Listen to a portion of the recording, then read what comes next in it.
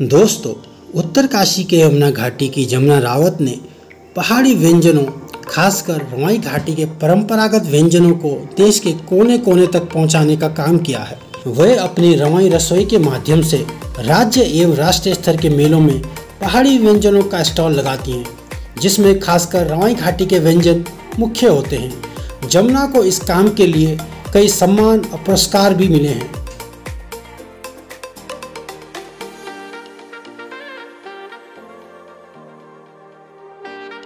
तो दोस्तों, आज हमारे बीच में जमुना रावत जी हैं, जिन्होंने उत्तराखंड के व्यंजनों को, खासकर रवाई घाटी के जो परंपरागत व्यंजन हैं, उनको राष्ट्रीय स्तर पे एक पहचान दिलाई है।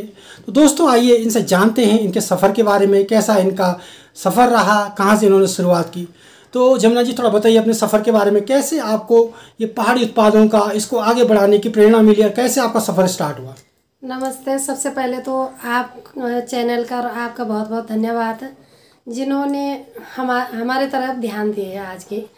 और मेरा सफ़र इस रहे कि पहले हमने पहाड़ी रसोई के नाम से काम किया था, जो कि हमारे पहाड़ की 2-4 महिलाएं थी, तो उनके साथ जुड़ के मैंने अपने हिसाब से काम किया।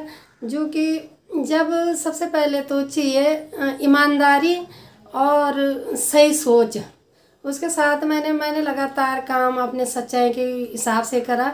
और उन लोगों ने जो है लास्ट में छोड़ दिया। मतलब इस काम के लिए सब लोग शर्माते थे महिलाएं कि हम कैसे करें। बर्तन भी धुलने पड़ते थे, सारा सामान, कहीं कहीं तो पैदल भी चलना पड़ता जब जाते कहीं। जैसे स्टॉल लगाते थे हम मेलों में, बाहर लगाते थे, तो बहुत परेशानी झेली।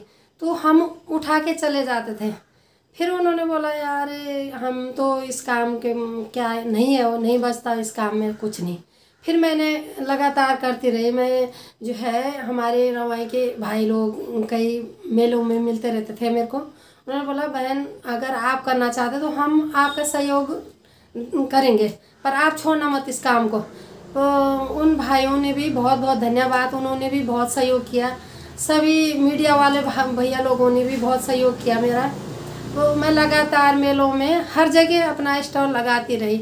अकेले भी जाना पड़ता तो अकेले जाते थे मैं। तो आज रवाई घाटी का जो खान पान है, अगर हम उसकी बात करते हैं तो सबसे पहले जमुना रावत का नाम हमारे ध्यान में आता है। तो आपको कैसा लगता है कि लोग जब रवाई घाटी के व्यंजनों की बात करते हैं तो सबसे पहले वो आपको याद करते हैं? और आपकी एक रसोई भी है, रवाई रसोई, उसको भी आपने आगे बढ़ाया। तो कैसा लगता है आपको कि आपने एक पहाड़ी जो हमारे व्यंजन हैं उनको आगे एक मंच दे रही हैं? जी, बहुत अच्छा लगता है। अब तो मैं ऐसा करता मन कि इस काम को मैं कभी छोड़ूँ ही नहीं। और बहनों को भी मैं बोलती कि जो जैसे अब तो बहुत लोगों ने पहाड़ी रसोई के नाम से कईयों ने खोल दिया, मुझे खुशी है। और सरकार से भी मेरी यही निवेदन रही हर जगह कि जहाँ हमने ये रेस्टोरेंट भी खोला था पिछले बार, तब तक मेरे घर की कुछ समस्या आ गई थी। ससुर जी की तबीयत खराब हो गई थी, उस कारण से मैंने जो है उस काम को ढीला ढाला छोड़ दिया। तो किसी और भाइयों ने भी, उनके भी एक किस्म से वहाँ रोजगारी बन गई। तो इस समय आप कितने पहाड़ के जो हमारे रवाई घाटी के व्यंजन हैं, कितने टाइप के जो व्यंजन हैं जो आप इस समय बनाते हो और मेलों में स्टॉल्स आप लगाते हो? जी, हमारे पहाड़ के तो सारे व्यंजन बहुत सुपाच्य है। हमारे जो रवाई घाटी के व्यंजन है, सबसे पहले तो हमारे जो त्योहारों में बनते, जैसे सीढ़े हो गए, अस्के हो गए, और डेंडके हो गए, पथ्यूड़ हो गए, और कई वो है जो, और इंडली हो गई, एक कई चीज़ें हैं ऐसे कि जो हमारे त्योहारों में मैच करते हैं। और जैसे अब ये भी बनते तिल कुचाई अरबी के, उसको भी, उसमें भी बहुत अच्छा लगता है। वो जब पतूड़, जैसे पत्तों को तो पतूड़ बनते हैं, और नीचे के जो वो अरबी होती, उसका जो तिल कुचाई होते हैं, तिल कुचाई बनाते। तो दोस्तों, अभी जमुना जी ने यहाँ पे एक पहाड़ी व्यंजन बना के भी रखा हुआ है। तो मैडम, ये थोड़ा बताइए क्या है ये चीज़? जी, ये तो पतूड़ है अरबी के पत्तों का। और इसमें जो है जख्या भी डाल सकते हैं हम, तिल भी डाल सकते हैं तुड़का के लिए, छौंके के लिए ना। ये हो गए जैसे हमारा अस्का, आस्के की रोटी है ये? हाँ जी, आस्के की रोटी हो गई है। अच्छा अच्छा।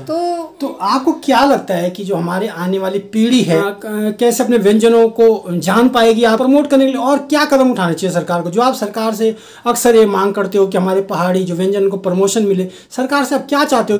हम ये चाहते हैं कि हर क्षेत्र में जो है, जैसे हमारे उत्तराखंड ये धाम है, हर धाम में जो है एक एक ये जो हमारी पहाड़ी रसोई के नाम से होना चाहिए। और जो हमारी ताकि वहाँ जो श्रद्धालु आए वो जान पाए, मतलब। हाँ जी हाँ। जो अब हमारे नए नौजवान लोग, लड़के लोग हैं जो बाहर रह रहे, वो अपने क्षेत्र में अपने उसमें वो होटल खोले और उसका जो है परिचय दे कि जो हमारा उत्तराखंड का खान पान है ये है, और वो ये सुपाच्य है, अच्छा खान पान है हमारा, सेहत के लिहाज से अच्छा है, सेहत के लिए, सब चीज़ के लिए। और यहाँ पे इसको रोजगार भी मिलेगा। अगर यहाँ पे इसको एज ए होटल की तरह लोग लेते हैं, होटल इंडस्ट्री की तरह इस खान पान को, तो एक रोजगार भी मिलेगा। जी जी जी, रोजगार भी मिलेगा और हमारा खान पान का भी बहुत आगे तक, जैसे विदेश तक पहुँचा है। वैसे तो मैं बहुत पहले से कर रही इस काम को, अब करीबन विदेश में भी इसका नाम हो ही गया, क्योंकि एक बार हमको भी वहाँ से कॉल आई थी कि आप जो है यहाँ आ जाओ। तब तक लॉकडाउन हो गया, तब तक ये कोरोना का वो बहुत फैल गया था, तब नहीं जा पाई। और मैं ये चाहती कि जैसे राज्य स्थल में तो ला ही दिया, जैसे हमने जगह जगह यही गुजारिश, हमने कुछ नहीं कमाया इससे, हमने घर पे अपने खाने के लिए लाते थे। मैं सीधे जहाँ मेला होते थे वहाँ मैं इसको जो है स्टॉल में लगाती थी। और तो थोड़ा ये भी बताइए, आप जगह जगह सम्मानित भी होती है, तो आपको कैसा लगता है कि हमारे जो परंपरागत खाने, इसकी वजह से हमें एक सम्मान भी मिल रहा है, तो उस समय आपको कैसा लगता है जब आप बड़े मंचों पर सम्मानित होती है? जी बहुत अच्छा लगता, और मुझे कमाई तो तब है, पहले तो सम्मान है सबसे बड़ी चीज़।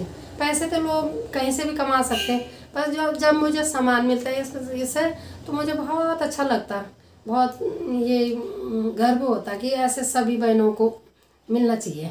तो दोस्तों, ये थी जमुना रावत जी, जिन्होंने अपने विचार रखे, जो सही मायनों में जो पहाड़ की जो बेटियां हैं ऐसी ही होती हैं। इनको अपने पहाड़ के जो व्यंजन हैं हमारे, जो अब विलुप्ति के कगार पे हैं, उनको प्रमोट कर रही हैं, राष्ट्रीय स्तर पे पहुंचा चुके हैं, उनको ज़मीन से जुड़ी हुई है और निरंतर इस क्षेत्र में प्रयास कर रही हैं दोस्तों। तो दोस्तों, आज के लिए इतना ही। कल